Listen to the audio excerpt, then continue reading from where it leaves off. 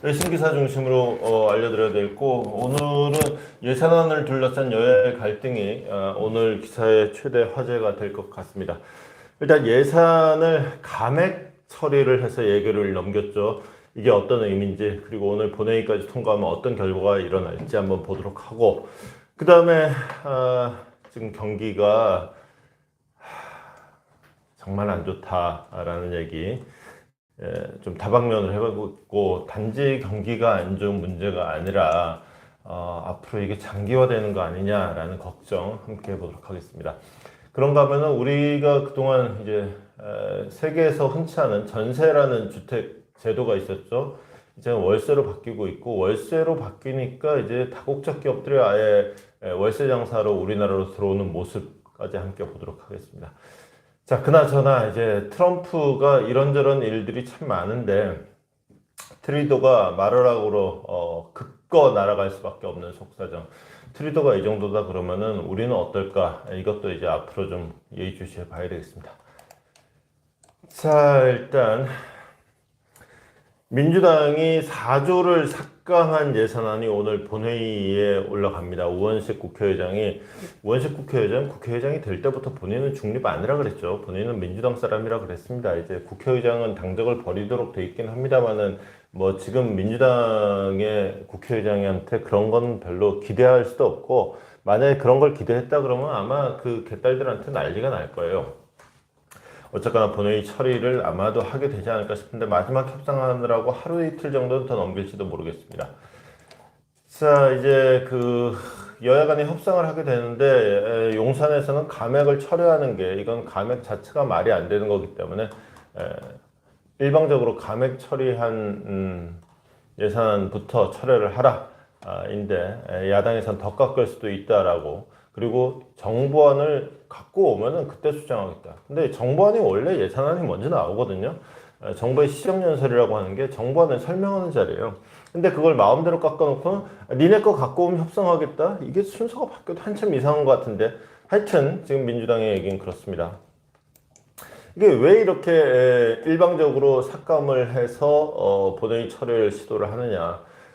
특활비 영원을 밀어붙이겠다. 여기서 말하는 특활비라는 건 대통령실, 그 다음에 검찰, 이렇게 수사기관들의 특활비, 수사비예요. 사실상 수사비인데, 그래서 수사 못하게 하겠다라는 얘기죠. 여기서 말하는 수사라는 건 역시나 민주당을 겨냥한 수사가 될 텐데, 민주당 수사도 못하겠지만은 일반 국민, 검찰에서 진짜로 민주당을 겨냥한 수사가 있다 한들, 그건 정말 극히 일부분이고, 거의 대부분의 수사는 이제 국민들의 삶과 관련된 거 아니겠어요? 그냥 우리가 아쉬울 때 파출소 가서 하소연을 할 수 있는 거부터 시작을 해서, 요즘엔 뭐 드라마도 많이 나오지만은 이제 만연된 마약 수사 같은 거 이런 거 하려 그러면은 이래저래 돈이 많이 들어요. 그런 거 등등. 이 결국은 수사기관을 무력화하는 짓인 건데, 이걸 그냥 밀어붙이고 있다. 결국은 권력의 돈줄을 없애겠다. 그래서 사실상 권력의 무력화를 추구하는 게 민주당의 의도인데, 이게 권력을 무력화하려다가 국가기관의 무력화, 국가의 무력화를 야기할 수 있다라는 거죠. 그런가 하면은 이제 그 세제도 그동안에 이런저런 논란이 있었는데 민주당이 스스로 정리를 했습니다. 근데 가상자산 과세는 유예를 했어요. 이건 아마 이렇게 될 거라고 모두가 예상을 했던 부분이라서 딱히 새로울 게 없는데, 이걸로 기사들을 많이 뽑았고, 왜냐 관심이 많으니까. 근데 저는 더 중요한 거는 이제 상속세 같은 게 있어요. 상속세는 그동안 이게 옛날에는 정말 부자들만 내는 것이었는데, 이제는 시대가 바뀌어서 중산층들이 다 내는 세금이 되면서 이게 좀 조정이 필요하다. 공감대가 어느 정도 형성돼 있었는데, 민주당은 여전히 부자 감세다 그러면서 그냥 상속세 감세는 없던 걸로, 제도 변화도 없던 걸로 그냥 돌려버렸습니다. 이런 게 오히려 더 시대에 역행하는 게 아닌가 싶기도 한데, 여야가 이러고 있으니까 의가 들어간 의사단체는 더더욱 뭐 정치에 관심 없겠죠. 20일 만에 여야 의정 협의체는 문 닫게 생겼습니다. 크리스마스 선물, 뭐 애시당초에 별로 기대도 안 됐습니다만은 택도 없게 됐습니다. 지금 정치가 이러고 있을 때냐, 의사 선생님들은 이러고 있을 때냐, 우리 경제의 현주소는 정말 처참해지고 있습니다. 버팀목이었던 수출마저 꺾였다. 이게 뭐 마이너스가 됐다는 얘기는 아닙니다. 근데 증가세가, 우리가 미분을 때려보려면 이제 증가세가 있죠. 증가세는 이미 지금 마이너스로 지금 꺾인 상태다 라는 얘기가 되겠죠. 지금 전체적으로 수출이 더 늘어나고 있다. 뭐 예컨대 뭐 14개월 연속 플러스다라고 하지만은 천만의 말씀, 증가율로 보면은 이미 마이너스로 지금 꺾인 지 오래됐다. 한 석 달 됐다. 그러다 보니까 생산과 투자와 소비가 모두 마이너스인 상황에서 수출까지 꺾이면 우리 경제는 비빌 언덕이 없어진다. 그러다 보니까 기업의 절반은 내년에 긴축 경영을 하겠다고 얘기를 하는 상태가 됐습니다. 이게 문제는 단지 지금 이게 경기라는 게 기본적으로 경기 사이클이 있죠. 그래서 지금 좀 경기 하강 국면이다 그러면은 겨울이 왔죠. 근데 잘 버티면 이제 봄이 옵니다.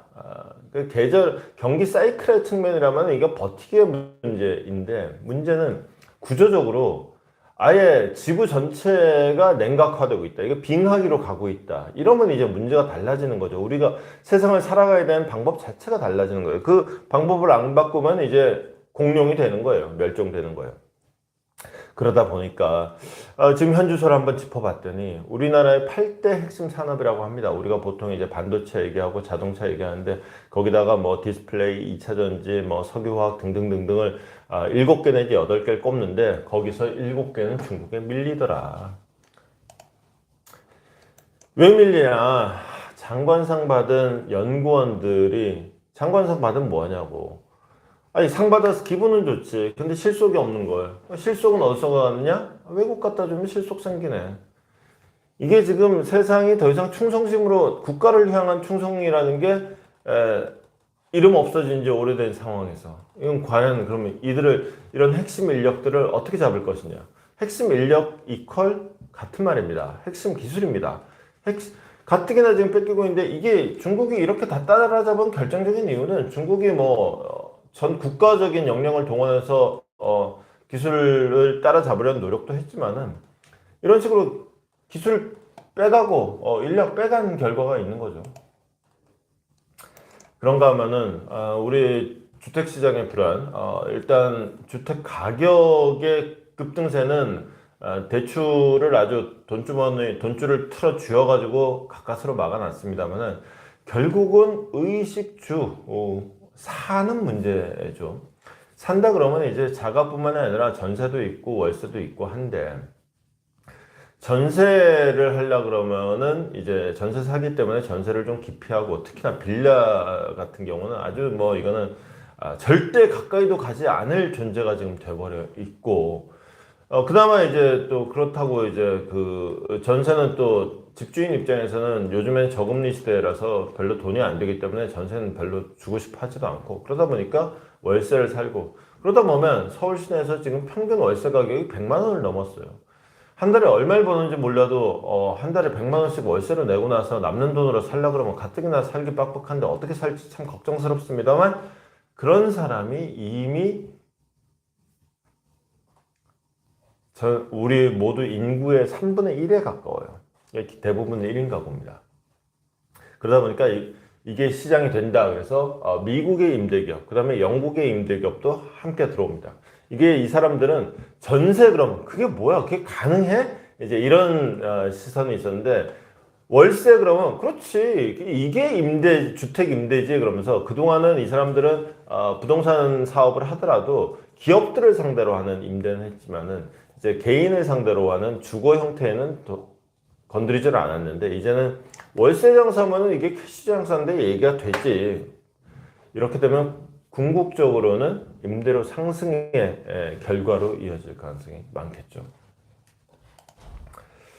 자, 기업들이 나라가 안 챙겨주면 본인들이 각자 노생해야죠. 백악관 앞에 워룸을 차린다. 백악관 뒤쪽에 이제 K 스트리트라고 있어요. 여기서 말하는 K 스트리트는 코리아의 K하고는 아무런 상관이 없는 겁니다. 거기에 보통 로비스트 사무실들이 많아요. 로비스트는 원래 이렇게 권력기관의 근처에 사무실을 내죠. 우리나라 같은 경우는 여의도나 이제 마포쯤에 많이 있게 되겠는데, 이런 양반들을 이제 몸값이 비싸지죠. 이제 트럼프 행정부하고 뭔가 이렇게 연결고리를 찾으려는 사람들이 많아지고, 특히나 기업들 같은 경우는 아예 트럼프 일기 행정부에 몸담았던 사람들이나 하여튼 트럼프하고 연관이 있는 사람들 직접 영입하는, 그 사람들도 이제 아예 그냥 트럼프 행정부로 들어가서 일할 거 아니면은 기업에서 빵빵한 월급 받으면서 일하는 게 오히려 더 나을 수 있죠. 그래서 그런 사람들 이렇게 쫙 지금 영입을 해서 일을 하는 기업들이 지금 많아지고 있습니다. 지금 백악관 뒷골목 굉장히 바빠지고 있는 모습. 네. 그런가 하면은 로비스트의 문제가 아닙니다. 지금 얼굴은 참 웃고 있습니다만은 그 속이 어떨까 싶어요. 캐나다의 트루도 총리입니다. 캐나다가 멕시코하고 도매금으로 취급되면서 이제 관세 25% 관세 물리겠다고 딱 했더니 정말 휴일에 급거 트루도 총리가 플로리다, 이 트럼프가 현직 대통령이 아니다 보니까 백악관으로 갈 수가 없어요. 그러니까 마르라고 리조트로 가는데 여기가 사실은 트럼프의 개인 집이잖아요. 그러니까 그냥 당선인의 개인 자택으로 그냥 헐레벌떡 달려가는 거죠. 체면 불구하고.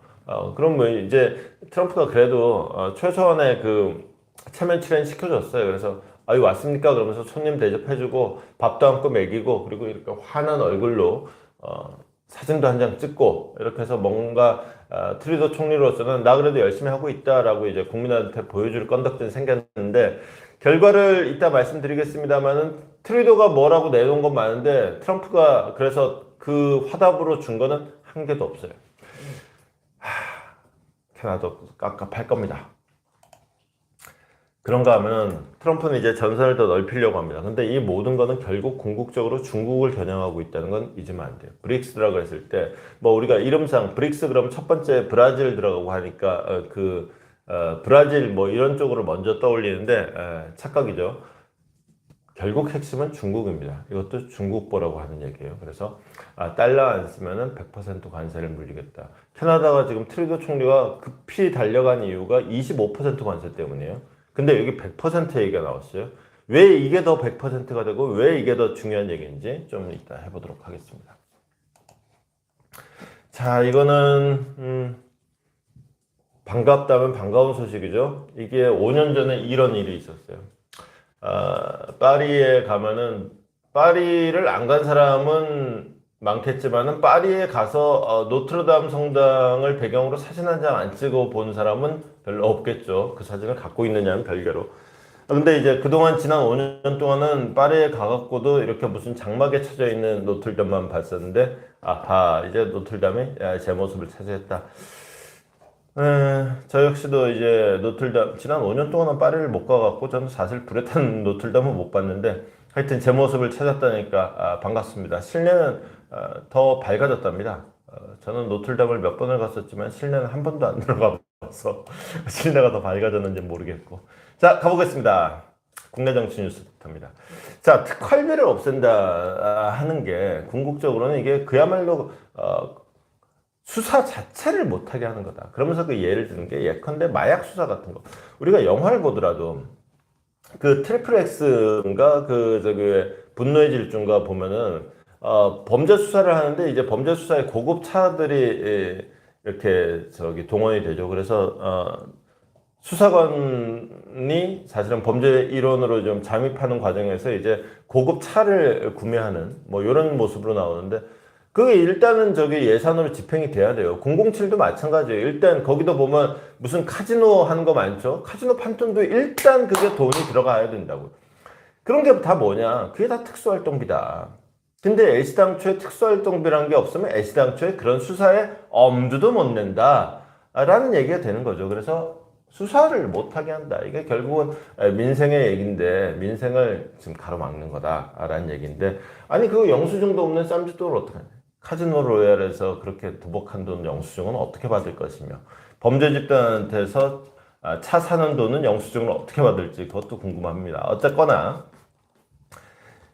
이거는 예산을 감액하고 결국은 정부를 탄핵하려는 시도다라는 인식이고, 그래서 결국은 탄핵이라는 게 결국 탄핵이 완벽하게 되는 게 아니라 그냥 일시적으로 헌법재판소의 최종 판단이 나오기 전까지 직무를 정지시키는 거죠. 그래서 해당 부서의 업무를 마비시키는 거죠. 마찬가지로 지금 국정을 마비시키려고 하는 것이다 라는 게 대통령실의 인식입니다. 그래서 예컨대 문재인 대통령은 청와대에서 매년 96억, 100억씩 그 특별 활동비를 썼다. 근데 윤석열 대통령은 빵원이다. 기본적으로 좀 해줄 건 해주면서 하자라는 얘기가 되겠죠. 근데 참 웃긴 거는 다른 국가기관의 특활비는 다 깎으면서 국회 목숨 남겨놨어요.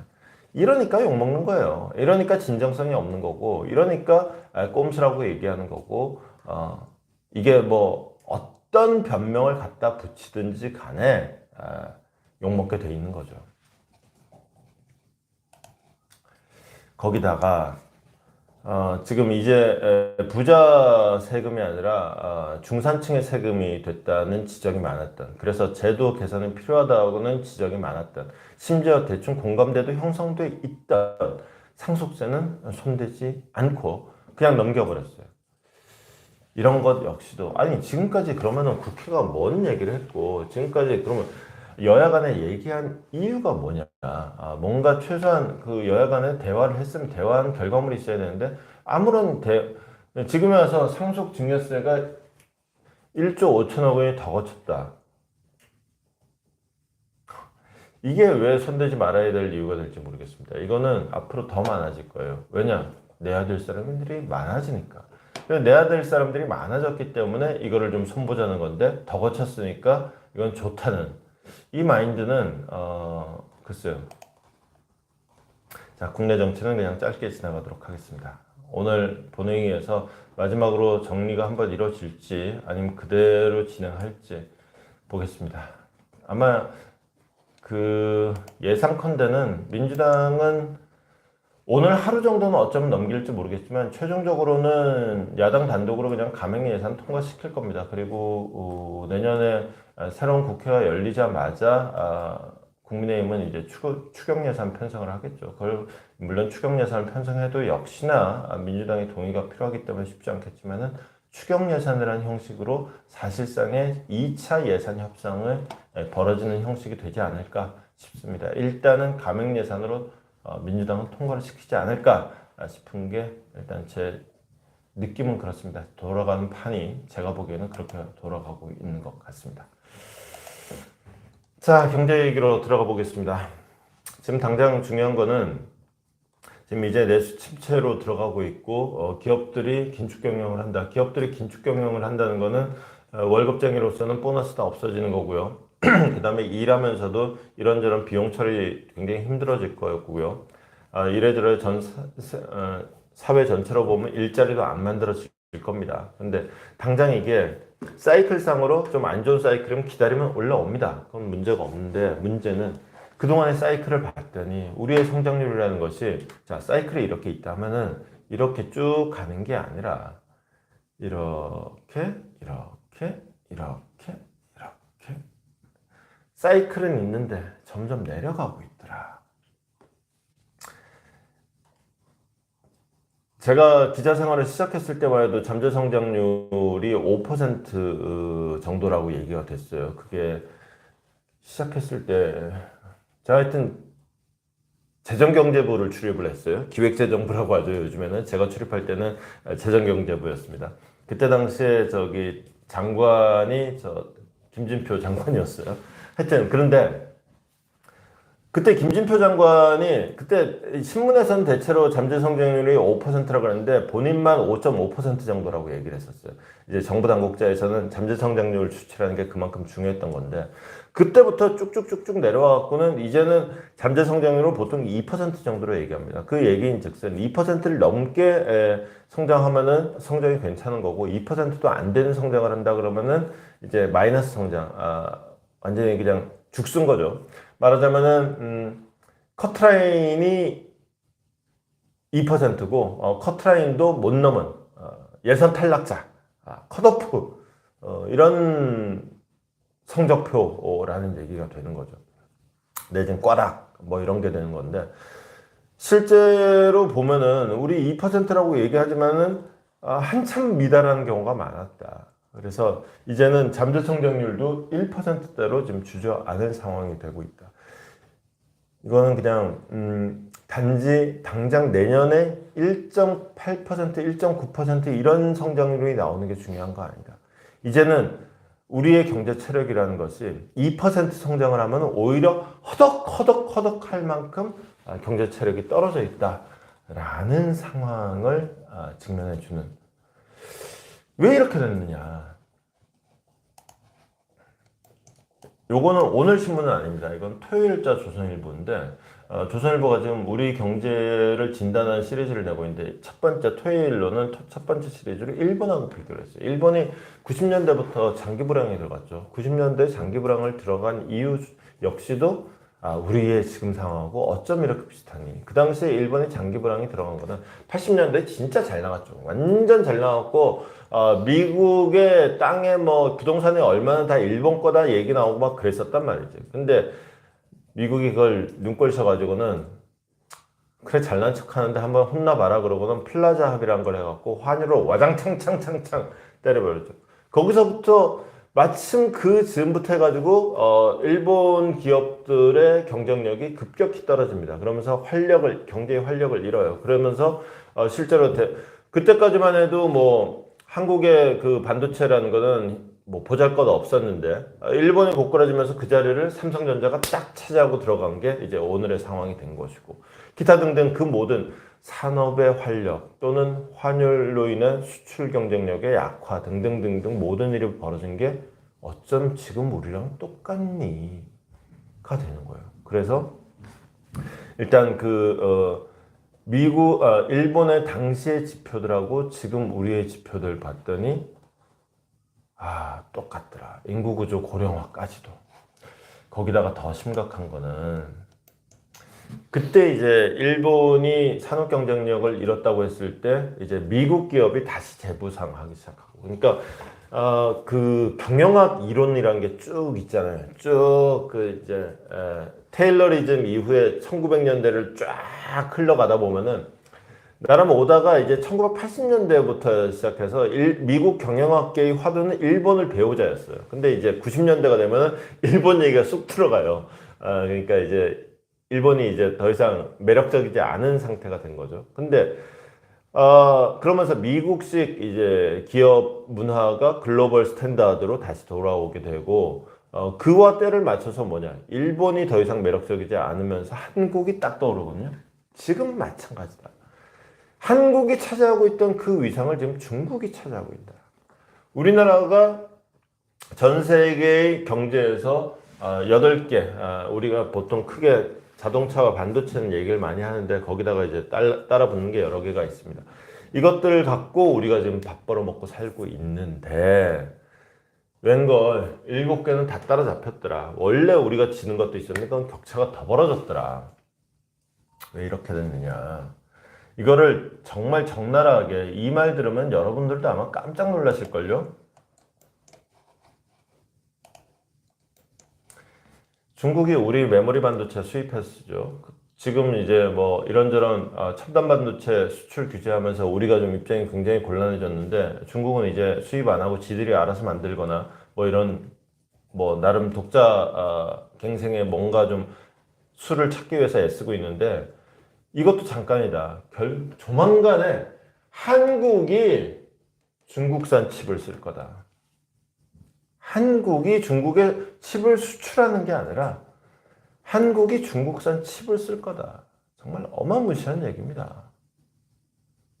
이게 지금 우리의 적나라한 현주소다. 민낯이다. 사람이요, 자기가 아무리 거울이 보여주는 형상은 같죠. 사진 찍어놔도 같습니다. 근데 자기가 자기 사진 보고 자기가 자기 거울 보면은 티끌이 뻔히 있는데도 못 봐요. 자기는 멋있어 보이고 싶거든. 이 양반이 이제 크리스 밀러라고 그 칩 워 반도체 전쟁의 저자가 딱 진단한 거. 곧 한국이 중국산 칩을 쓸 거다. 지금 단지 삼성전자라는 한 회사의 위기를 얘기할 게 아니다. SK하이닉스가 지금 뭐 엔비디아하고 잘 살고 있다고 좋아할 일이 아니다. 근본적으로 산업의 체계에서 우리는 지금 뭔가 문제가 생기고 있다. 모든 산업의 경쟁력이 그나마 우리가 제일 잘 나간다고 하는 사업에서 지금 경쟁력의 우위를 뺏기고 있다라는 게 진짜 심각한 문제라는 거죠. 지금 미국이 첨단 반도체 수출을 중국에 전면 금지했습니다. 그래서 미국의 우방국인 우리도 덩달아서 수출을 공식적으로는 잘 못하고 있단 말이에요. 그런데 화웨이에서 세계 최초로 3단 폴더블 폰을 만들고 그랬어요. 물론 그게 뭐 불량률이 높다는 기사도 나오고 했습니다만 어쨌거나 이걸 만들어낸다는 거지. 다 중국산으로 채워서. 단 메모리는 아직은 요거 안만 해도 TSMC 거거나 삼성전자 거거나 둘 중에 하나고 아직 메모리까지는 그렇게 그 첨단은 못 만드는 것 같은데 그것도 머지않았다. 자, 이때 그럼 우리가 무슨 생각을 해야 되느냐. 때마침 굉장히 좋은 화두가 나왔습니다.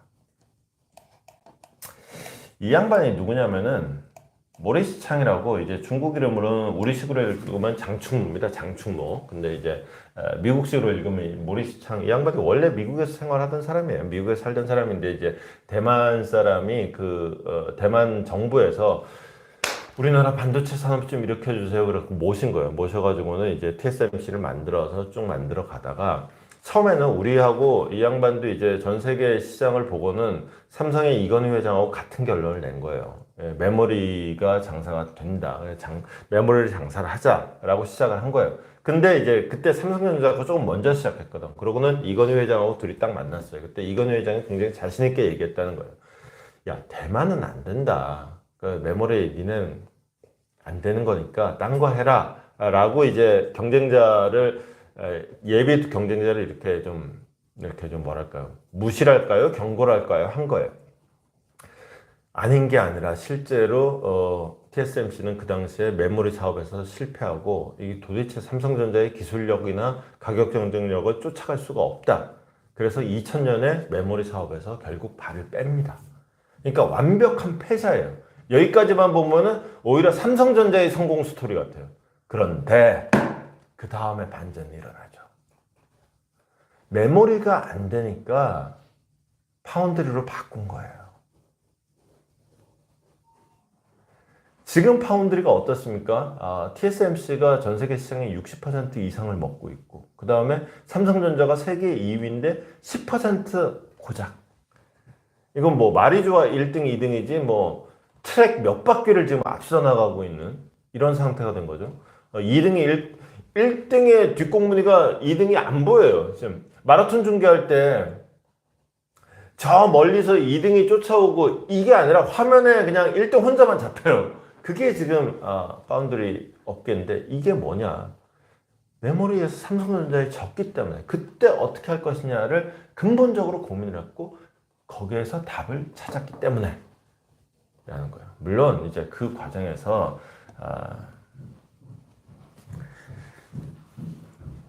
위기 해법은 뭐냐. 이게 그 삼성에서 진 다음에 이 양반이 나이가 지금 엄청 많거든요. 지금 몇 살이더라? 하여튼 은퇴를 해요. 1차 은퇴를 했다가 이 회사가 진짜 망하기 일보 직전까지 가니까 회사를 살리겠다가 다시 돌아와요. 그때 나이가 78이에요.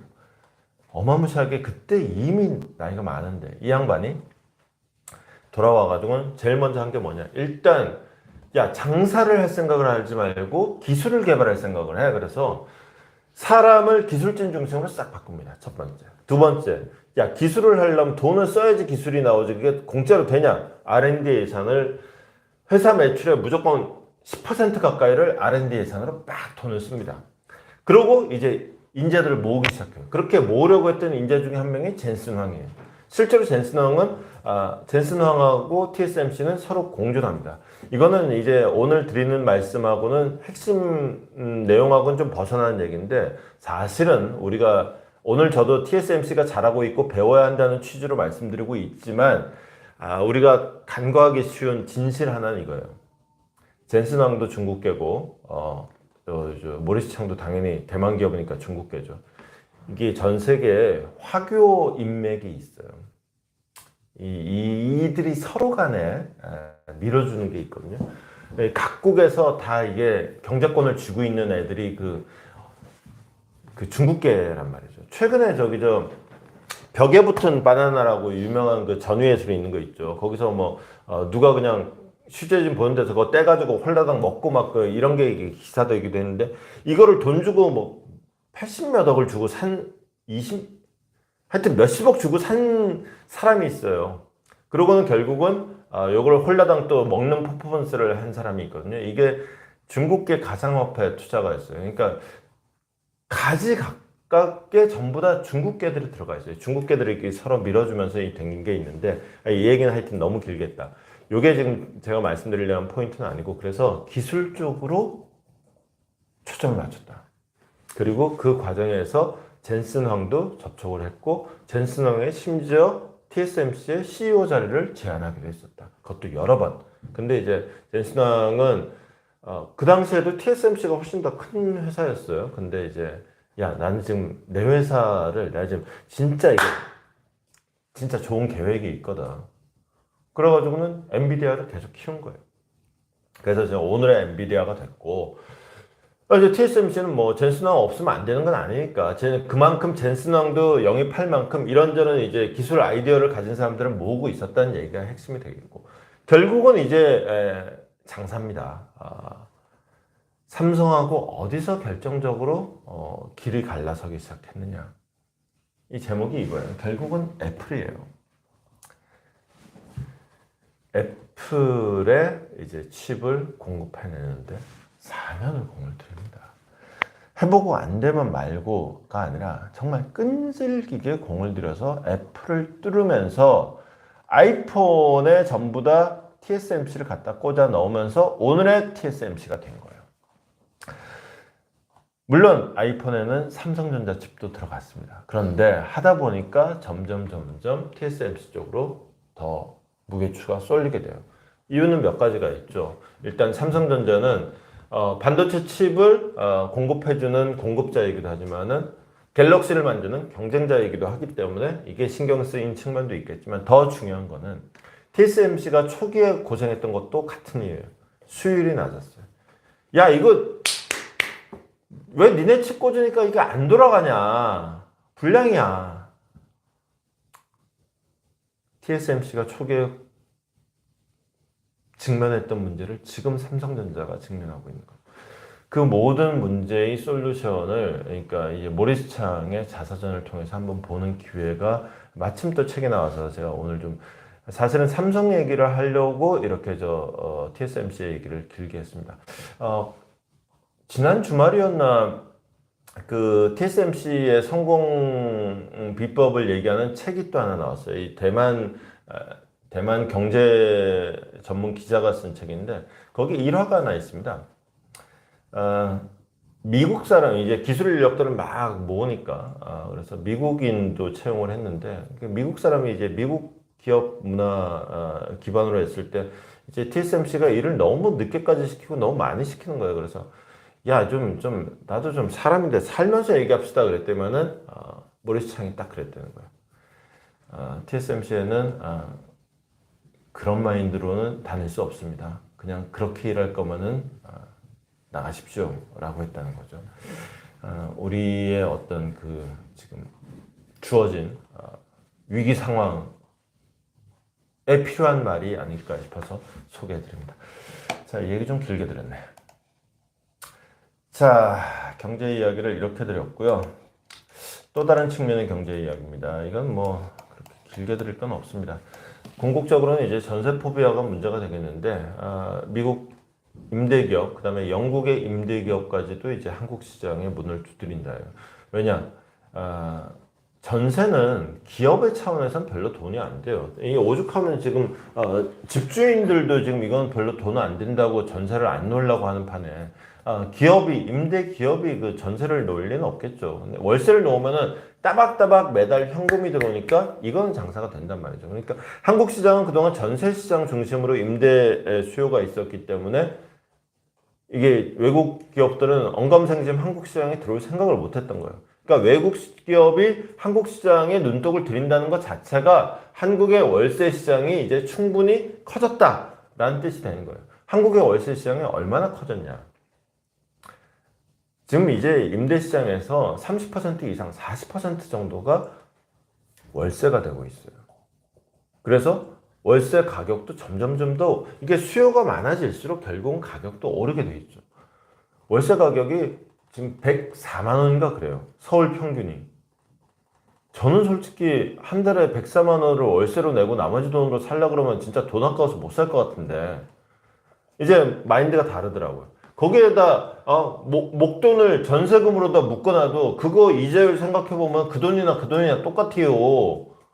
차라리 거기다가 104만 원 꽂고 나머지 좀 더 수익률 높은 투자를 하는 게 낫지라는 게 이제 젊은 사람들 생각이더라고요. 저는 그렇게 뭐 수익률 높은 투자를 할 재주가 없는지라 저는 그냥 생돈 나가는 100만 원이 아까워서 저는 여전히 못할 것 같긴 한데 어쨌거나 이 월세 시장이 이렇게 커질 수 있었던 이유는 기본적으로 애들 키우면서 100만 원이 애들 키우는데 애들 크면 또 돈 얼마나 나갑니까? 근데 월세로 그냥 빡 나간다? 이건 말이 안 되지. 월세 시장이 이렇게 클 수 있는 건 혼자 사는 사람이 많아서 그래요. 그러니까 1인 가구가 커졌기 때문에. 즉 월세의 비중과 1인 가구의 비중은 거의 일치합니다. 자, 이렇게 돌아가면은 그러면은 혼자 살잖아. 혼자 살게 되면은 물론 삶의 질에 대한 추구가 더 높아지긴 하지만은 뭐 여러 가지 집이 별로 클 필요도 없을 것이고 그러면 주택 수요를 공급하기가 오히려 더 편한 거예요. 예컨대 빌라 같은 걸 짓는다든가. 그러니까 지금 우리의 그 정말로 의식주 문제를 해결하는 데 있어서 궁극적으로 우리가 지금 빠진 함정은 빌라예요.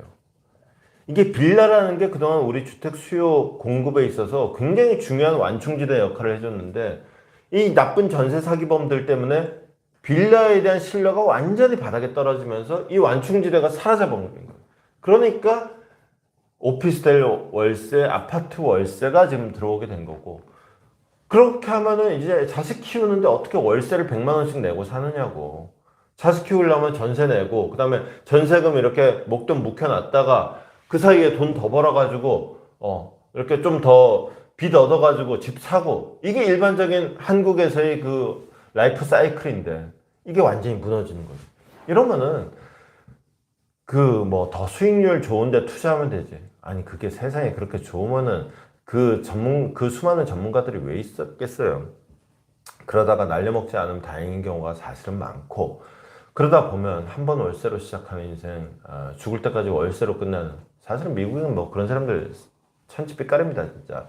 뭐 그렇긴 합니다만, 어쨌거나, 이런 인생 사이클의 하나의 고착화되는 계기가 되는 거 아닌가를 보여주는 뉴스라서, 소개해 드렸습니다. 자, 이제 외국 얘기하면서 또 우리 얘기를 또 계속해서 이어갈 겁니다. 일단 트리도 총리 진짜 활짝 웃는 얼굴로 사진을 찍긴 했습니다만 본인은 얼마나 비참했을까 싶기도 합니다. 캐나다의 25% 관세 때리겠다는 엄포에 트럼프의 자택으로 백악관도 아니고 트럼프의 플로리다 자택으로 캐나다의 총리 트리도 총리가 달려갈 수밖에 없었습니다. 그러면서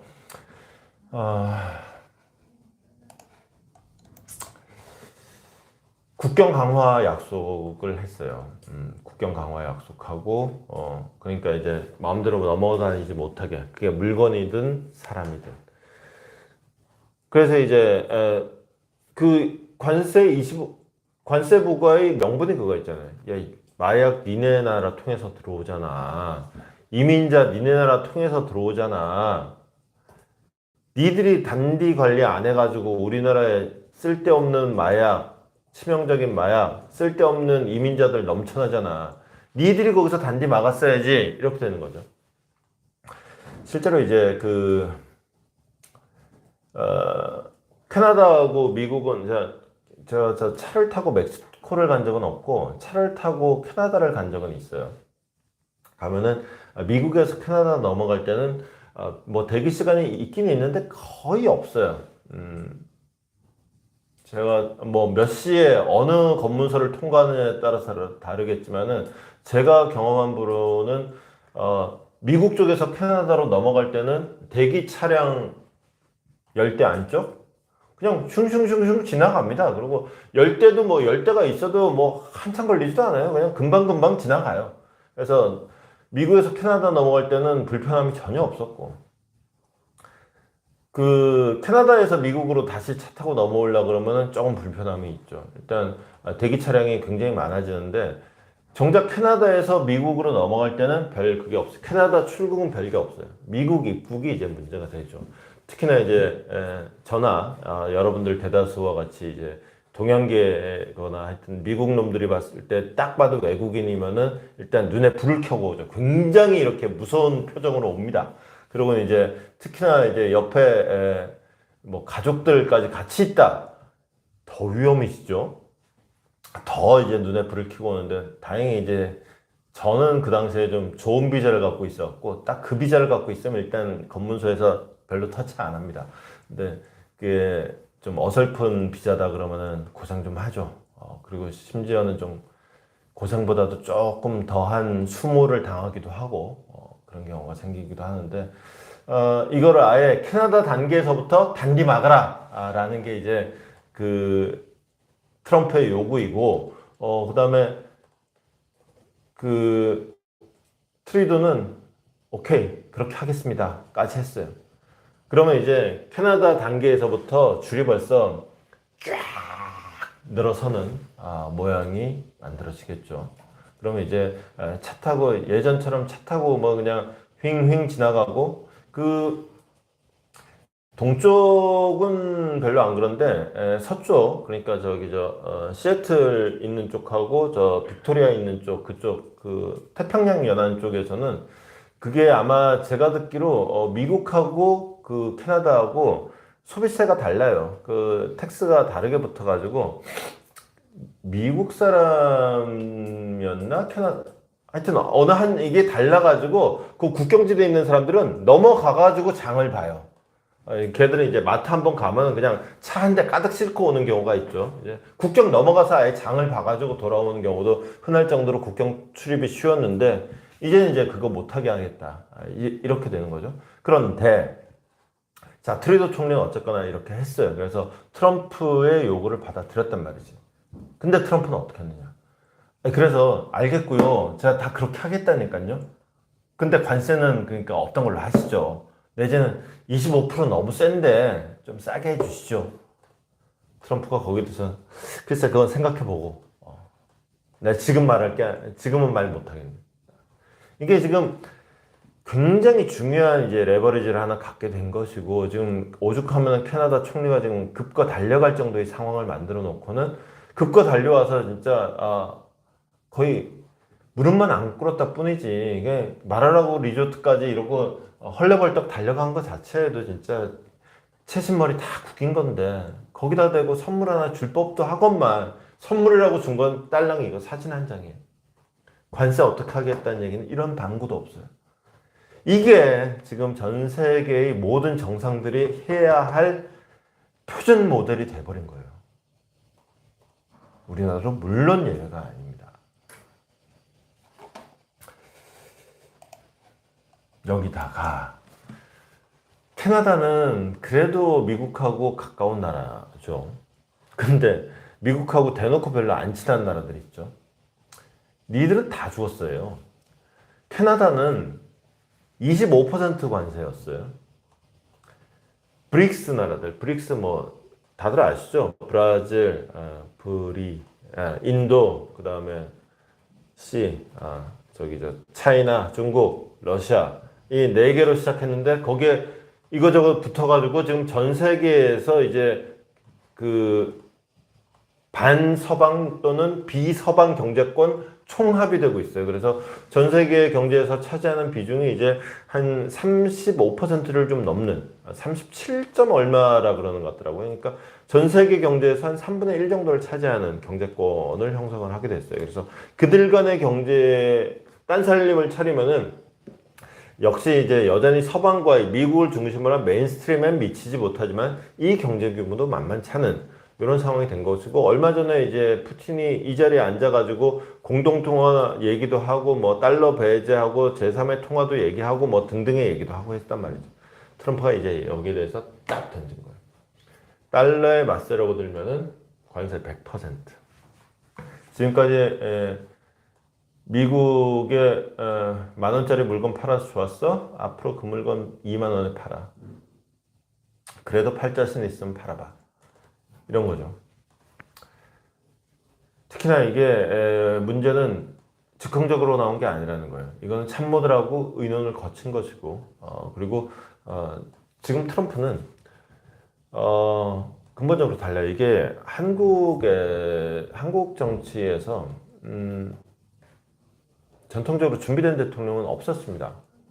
김대중 대통령은 오랫동안 준비를 했다고 하지만은 본인이 그냥 혼자서 준비를 한 것이고, 실제로 본인이 그 선거에서 이길 수 있을지 없을지는 그 외환위기라는 변수가 생기기 전까지는 확언할 수가 없었어요. 사실은 이 선거 내가 이길 거야 라고 자신감을 갖고 선거에 임한 사람은 딱 한 명밖에 없었어요. 김영삼 대통령이었어요. 그래서 김영삼 대통령은 사실은 취임 이후에 뭘 할지 플랜을 갖고 들어갔어요. 그래서 막 금융실명제라든가 하나의 척결이라든가 이런 거를 전광석화처럼 빠바바박 할 수가 있었던 거예요. 미리 다 계획이 있었기 때문에. 근데 이제 대부분의 당장 내가 지금 당선될지 안 될지도 모르겠는데 거기에다가 인력과 자원을 투입해서 집권의 플랜을 만든다? 굉장히 한가하죠. 실제로 다른 대통령들은 그걸 만들지 못했어요. 있다 하더라도 그야말로 대선 후보 시절에 그냥 한가하게 학자들하고 토론한 정도 수준이지, 이게 진짜로 정책에 반영될 만큼 정밀하지 못했단 말이지. 어쨌거나 트럼프가 지금 상황이 그래요. 사실 이번에 막판에 해리스가 다시 추격하는 양상이 보이긴 했지만은, 사실 트럼프는 진작부터 굉장히 유리한 곳에 서 있었고, 그 다음에 지금도 계속 얘기되는 거는 결국 이민 문제를 가지고 트럼프가 결국은 대통령이 된 것이고, 그러다 보니까, 그리고 미국은 기본적으로 또 이 싱크탱크 제도가 굉장히 잘 발달이 돼 있죠. 이번에 인사를 보더라도 싱크탱크 출신들이 발탁이 되고, 그러다 보니까 계속 이게 정책이 계속 만들어지는 거예요. 이것도 이미 만들어져 있는 정책이다. 착착착착 진행이 된다. 그래서 요거는 캐나다나 멕시코를 향한 관세 엄포보다도 그건 엄포성이 제가 보기엔 좀 심해요. 근데 요거는 엄포가 아니다. 이건 진짜로 모종의 진짜 액션을 요구하는, 물론 이제 최종적으로 100%가 될지 거기도 5%가 될지 모르겠지만 협상용 카드일 수는 있겠으나, 실제로 이제 중국과의 통화전쟁, 이제 러시아까지 통화전쟁, 이제 사우디까지 개기고 있는 이 상황을 정리할 필요는 있다. 그 상황 정리에 나서겠다라는 거죠. 예컨대 이런 거예요. 그러니까 기본적으로 달러라는 게 전 세계의 기축통화죠. 기축통화를 갖고 있다는 거는 이런 거예요. 자, 지갑에 돈이 없으면 돈을 못 쓰잖아요. 근데 달러를 갖고 있다는 건, 기축통화를 갖고 있다는 거는, 미국이 돈이 없어. 그러면 정 급하면은 야, 돈 있어 그러면서 내가 찍어가지고 꺼내주면 되는 거지. 이게 기축통화의 힘이다. 근데 이게 기축통화로 굴러갈 수 있는 여러 가지 이유가 있죠. 일단 전 세계 경제에서 미국이 차지하는 비중, 무역량에서 차지하는 비중, 등등 여러 가지가 있지만, 가장 결정적인 트리거는 뭐냐면은 이제 석유는 무조건 달러로 결제하게 돼 있어요. 이거를 이제 사우디하고 미국하고 몇 년도였더라? 일찌감치 그걸 딱 해놓은 거예요. 그러니까 그 원래는 이제 달러하고 금 가치하고 딱 연동이 돼 있었는데, 이거는 도저히 감당이 안 되거든. 이거 놔버렸어. 근데 석유하고는 이게 딱 돼 있는 거예요. 딱 해놓으니까 이제 그 산유국들 입장에서도 안정적인 달러 베이스로 받으면 좋으니까 그러자 그러고 갔는데 웬걸 미국이 지 살겠다고 어느 날부터 중동 석유가 아니라 셰일가스라는 걸 지들이 만들어내는 이게 대체재가 생기니까 석유 가격이 떨어지잖아요.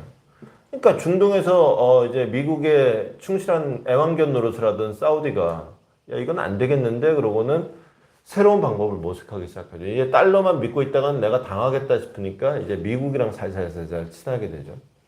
이러면서 이제 미국이랑 친하고 그 다음에 이제 또 하나 우리는 직접 이제 그거를 사질 않기 때문에 실감을 못 하는데 푸틴 대통령이 저렇게 전쟁을 계속 벌릴 수 있는 가장 큰 힘은 석유 수출이에요. 러시아의 가장 큰 캐시카우는 석유 수출이에요. 러시아가 공산 체제가 무너진 다음에 그냥 재벌 체제가 형성이 되는데 그 재벌 체제의 핵심은 석유 재벌이에요.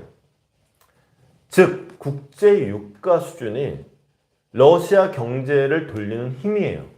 근데 달러 베이스를 갖고 있다. 달러 베이스로 유가가 형성된다. 그러면 어떤 일이 생기느냐? 미국이 강달러 정책을 딱 구사한다. 그래서 플라자합이라든가 뭐 이런 걸 해가지고는 강달러 베이스로 딱 한다. 그러면은 상대적으로 유가 수준이 낮게 형성이 돼요. 그러면은 기름 팔아서 돈 버는 이제 러시아로서는 심각한 타격을 받는 거예요. 그러니까 이제 러시아도 이 달러 베이스에 굉장히 불만이 많고 거기다가 이제 중국 같은 경우에는 직접적으로 통상 전쟁을 해야 되니까 이것도 달러 베이스에 문제가 많고 사우디도 사우디대로. 그래서 얘들끼리 지금 얘기한 데가 다 요 집단인 거예요. 달러에 불만 많은 세력들. 근데 미국이 야 우리가 예전만 같지는 않지만 아직 안 죽었어. 니네 마음만 먹으면 더군다나 니네 잘난 척하는데 니네 잘난 척하는 거 전부 다 우리한테 물건 팔아서 그거 갖고 돈 벌어서 잘난 척하는 거 아니야.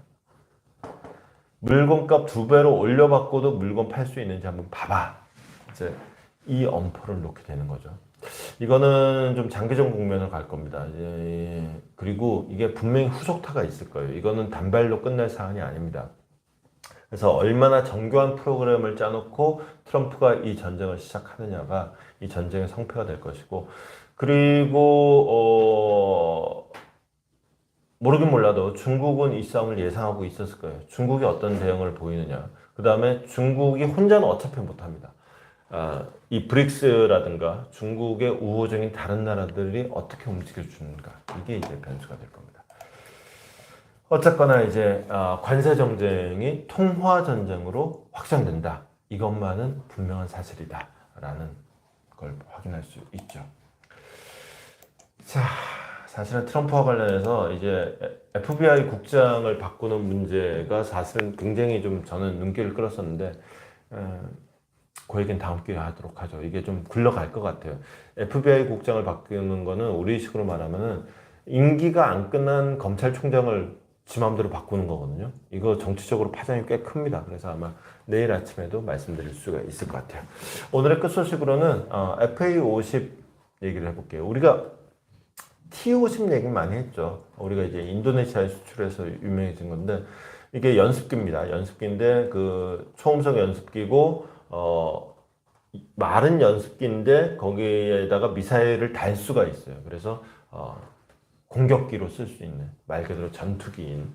그래서 이게 T50을 좀 더 발전시킨 게 이제 FA50인데 여러분들 이제 우리나라에 보통 F16 이후를 많이 얘기를 하죠. F16, F18 뭐 그러고 KF21 이러고 얘기를 하는데 사실은 여전히 우리나라에서 떠다니는 공군 전투기의 대부분은 F5라는 거예요. F5예요, F5. 근데 그 F5를 대체하기 위해서 만들어낸 게 FA50이에요. 이거는 연습기인 동시에 실제로 전투기로 쓰는 용도고, 다만 이건 뭐냐?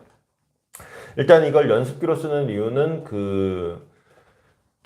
이게 몇 년도에 개발됐더라? 1950년대쯤에 개발이 돼가지고 60년대 이후에 미국이 동맹국들한테 이제 F-16, F-14 이런 건 최첨단 전투기고 조금 이제 전투기가 필요한데 최첨단 주기는 좀 껄끄러운 나라들한테 쫙 뿌려준 거예요. 그래서 우리나라에도 많아요. 근데 이제 그 전투기 성능이 업그레이드 되면서 이게 이제 좀 퇴물이 돼간 거죠. 이 퇴물이 된 거를 다시 업그레이드를 해가지고 좀 요즘에도 쓸 수 있도록 만든 게 바로 이건데, 이 용도는 하나는 이거예요. 일단 초음속을 경험을 할 수 있다. 조종사들이 초음속으로 비행하면서 더 좋은 비행기를 탈 수 있는 비행 역량을 키울 수 있는, 이게 연습기로서의 용도가 하나 있고, 또 하나 이번에 우리가 우크라이나 전쟁에서 보면서 전쟁의 새로운 양상을 봤죠. 뭐냐? 드론이다. 드론이라는 건 일단 가격이 싸다는 게 제일 문제인데, 그냥 본인이 갖다가 들이박아도 되고, 본인이 아니면은 그냥 이렇게 미사일을 쏴도 되고, 드론에서 미사일을 쏴도 되고, 뭐 아주 쓸 게 많은데, 그래서 이제 새로운 세대의 전투기는 뭐다? 전투기는 똑같이 생겼어요. 그냥 FA-50이면 똑같이 FA-50이야. 근데 이 앞으로는 전쟁이 어떤 식으로 일어나느냐. FA-50이 한 대가 쫙 출격을 합니다.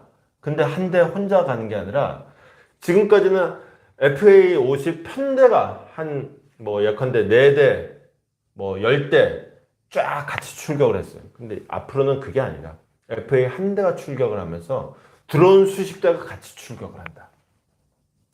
그래서 FA 한 대가, 전투기 한 대가 수십 대의 드론의 총사령관 역할을 하는 거예요. 현장에서. 그러고 나서 본인이 직접 뛰기도 하고, 플러스 거기서 또 하나, 그 FA-50이 만약에 전투기가 한 대가 출력을 하는데 그 한 대마저도 사람이 안 타는 거, 이게 6세대 전투기의 완성이에요. 새로운 세대의 전투기는, 우리가 그 아이언맨 영화 보면은 그 시리즈쯤 되면 너무 복잡해져갖고 저는 좀 재미없어서 안 보기 시작했는데, 그런 거 있죠. 처음에는 아이언맨이 딱 이렇게 딱 하면은 축축축축 해가지고 사람 위로 이걸 썼는데, 나중에는 이 안에 사람이 없죠. 그냥 저비스가 다 이거 해가지고는 그냥 사람 없이 막 이렇게 아이언맨이 싸우죠. 마찬가지로 전투기에도 사람이 안 타고 전투기가 이제 돌아다니는 시대, 그걸 이제 가능하게 하는 게 FA-50의 최종 목표가 되는 거예요. KF-21도 마찬가지고, 그거까지 지금 기능을 업그레이드 시켜가는 과정에 이제 여러 가지 수출이 되는 겁니다. 그러면서 수출을 좀 일찍 한 데에는 그냥 연습기 용도로만 되고, 좀 더 진행한 다음에는 이제 그런 전술적인 부분까지 보강을 해서 할 텐데, 그 무기 수출에서 제일 중요한 게 뭐냐면 입소문이에요. 왜냐? 일단 무기라는 게 정가가 없잖아요. 이 가격표가 안 붙어 있어요. 대충 얼마다라고 말은 있지만은, 그거는 이제 사는 사람이 누구고 파는 사람이 누구냐에 따라서 천차만별이에요. 근데 원래 우리가 가격이라는 게 이런 거 있죠. 가격이 10만 원짜리면 좋은 거고, 3만 원짜리면 싼 게 비지떡이니까 안 좋은 거겠지라고 하겠는데, 무기는 이게 써보기 전에는 성능을 알 수가 없잖아요. 근데 가격이라는 거는 천차만별이라서 가격이라는 건 정보가 안 돼. 그러면 이거는 뭘 보고, 이거는 뭐가 이게 품질에 대한 어떤 보증 수표가 되냐? 입소문이다. 야, 그거 써봤는데 좋더라. 그거 얼마 부르지? 야, 그 정도면 싸게 부른 거야. 사. 요게 이제 되는 게 무기다. 그래서 무기라는 거는 원래 한 동네를 뚫으면 옆 나라로 갑니다. 그리고 한 나라를 뚫으면 그 나라에서 다 그냥, 예컨대 처음에는 지금 이 양반이 이제 폴란드 조종사예요. 폴란드 조종사가 이제 FA-50을 타보고는, 야, 타보니까 좋더라, 그 얘기를 하는 거거든요. 폴란드란 나라가 뭐냐? 우리가 뭐 맨날 전투기 수출하고 잠수함 수출하고 이렇게 거창한 얘기를 하지만, 사실은 여전히 방산에서 제일 중요한 거는, 제일 실속에 있는 거는 전차, 자주포, K2 전차, 탱크, 그 다음에 이제 자주포, 자주포도 뭐 그냥 언뜻 생긴 건 탱크랑 비슷하게 생겼죠. 어쨌거나 요거란 말이에요. 그러니까 야 한국 탱크 써봤더만 좋더만 비행기도 만들어? 그것도 한번 써볼까? 이렇게 되는 거죠. 거기다가 이제 폴란드는 러시아하고 접경지잖아요. 사실은 벨라루스가 있긴 하지만 그러다 보니까 이거는 언제 뭐 나도 침략받을지 모른다라는 위협 속에 살고 있었고 그럼 동구권에 그 비슷한 나라들이 지금 비슷한 입장돼 있는 나라들이 많거든. 폴란드가 야 그래서 좋더라. 이거 그 정도면 싸게 나온 거야. 사. 이러면 이제 폴란드라는 나라가 러시아와 국경을 맞대고 있는 위협을 받는 나라들의 어떤 그 전략적인 우리의 수출 거점이 될 수도 있는 그 중요한 인터뷰가 이제 폴란드 조종사의 오늘 멘트가 되겠습니다. 자, 오늘 여기까지 강스라이팅 진행하도록 하죠. 중요한 공지사항을 알려드리도록 하겠습니다. 제가 내일까지만 TV조선 뉴스 채널에서 강스라이팅을 진행합니다. 그리고 수, 목, 금, 사흘 동안은 재정비를 위해서 강스라이팅을 쉬겠습니다. 그리고 다음 주 월요일부터 강스라이팅 전용 채널에서 강스라이팅 라이브를 진행하겠습니다. 강스라이팅의 여러 가지 영상들은 오늘부터라고 했나? 네, 오늘부터 강스라이팅 전용 채널에 올리기 시작할 겁니다. 오늘 제가 라이브만 TV조선 뉴스 채널에서 하고 오늘 한 라이브를 중심으로 한 여러 가지 재생산 영상들은 전부 다 강스라이팅 전용 채널로 옮겨 놓을 겁니다. 그리고 기존에 있던 TV조선 뉴스에 있던 강스라이팅 그 관련 영상들은 한시적으로 여러분들이 검색해서 찾아 들어오실 때 헷갈리지 않도록 한시적으로 비공개로 돌려놓을 예정입니다. 일단 고정 댓글로 그 사이트 주소를 남겨드릴 거고요. 그러니까 고정 댓글 확인해 보시면 바로 오실 수 있고 강스라이팅을 검색해서 들어오시는 방법도 있는데 불행히도 제가 지금 이전 작업을 하고 있는데 검색으로는 잘 검색이 안 되고 있어요. 여러분들이 좀 많이 도와주시면은 앞으로 좀 검색도 잘 되고 편하게 오실 수 있겠죠. 당분간은 좀 오시기에 번거로울 것 같긴 합니다만은 매일 아침 이 이른 시간에 함께 해주시는 여러분들 도와주시면은 조만간에 검색도 되고 좀 더 쉽게 만날 수 있는 길이 열리지 않을까 싶습니다. 여러분들 좀 쉽게 만나는 길을 좀 어렵게 바꿔서 죄송합니다만은 도와주십시오. 여러분 믿고 큰 결심했습니다. 여러분들 없으면 이거 안 됩니다. 여러분들 믿고 옮긴 거니까 꼭 해주십시오. 링크 찍어달라는 댓글 감사합니다. 링크 찍어드리겠습니다.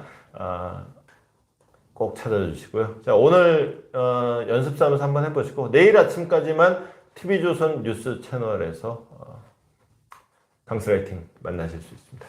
자, 저는 내일 아침에 다시 인사드리겠습니다. 고맙습니다.